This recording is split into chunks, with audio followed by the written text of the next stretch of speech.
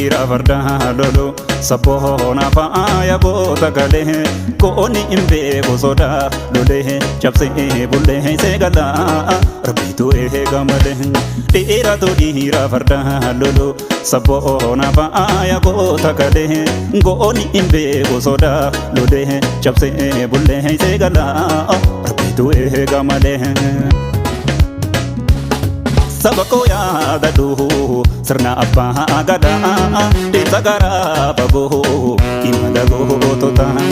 gootota Oromoo har'as jira maqaa goora zabaa bultee taphimatee haqa galummaa lagaa diddee haddeeffattee jara seenaa ofii dhiigaan galmeeffattee.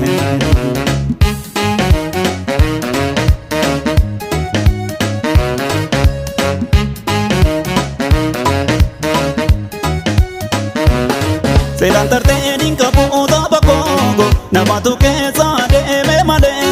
dhiiga sabaa lola'ee bubbisee lola guyyaa jalan qofaan olee gootawwan hedduu wareegamanii kan du'arraa feetuu nuuralee gocha akkasiin eenyuyyuu daagatu gadhee namaa yoo mataate malee boortee fardoo karkuuree goora sabaa angortuuree. Luyni argaa sodaata dhiira lola addaata kaaka waaqoo guutuu dhiira taate birruu alamuu qixxeessa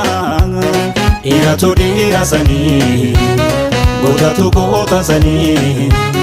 leenconnee ibidda goota kaarasaasa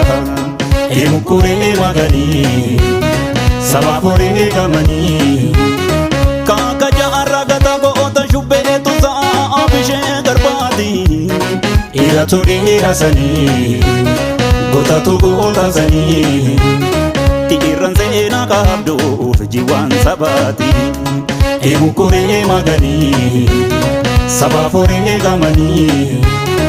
kaaka qeerroo nagoo galatoodha eegamaa gaala tolma tuufe dhiiratu dhiira sanii gootatu goota sanii biiflee waan Oromoo gorsa diina quufe eemukuree maganii sabaaf horee gamanii.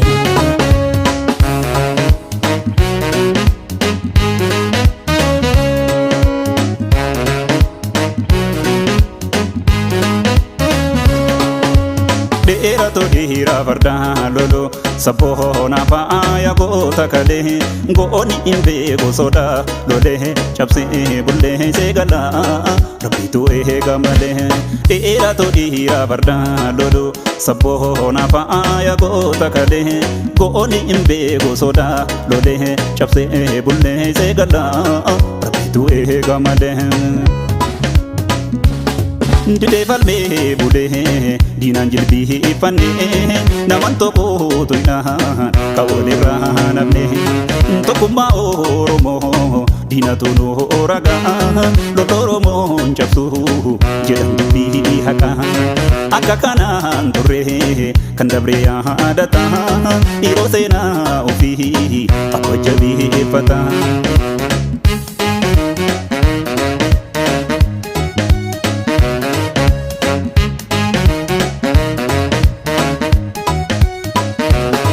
Walii galaadhaan agaalanii walhubannaa deemna daandii akka gootawwan seenaan kumaa kiitilaaga irraanfannee nuti nyaannu maqaa nuti Oromoon saba dhiigaa tokko gosa kutaa waladdaaniin irru duudhaa gadaa teena deebifannee akka durii tete haati bulloo boortee fardoo karkuuree goora sabaa angortuuree. Luyni argaa sodaata dhiira lola addaata kaaka gaarii tulluu baatan saayiluu abdiisaa agaati dhiiratu dhiira sanii gootatu goota sanii duuhellee seenaansa hamma waan jiruuti eemukuree maganii sabaaf horee gamanii kaaka obseen bulee goota mustee humseen haji Adam taadoo dhiiratu dhiira sanii gootatu goota sanii falmata Oromoo hayyu Yusi komando Enkure magani Sabafore gamani Kaka adam di majatani Ali lenji sol madiga Ira tu dira sani Gota tu gota sani Tiran di daroro Danggala te diga Enkure magani Sabafore gamani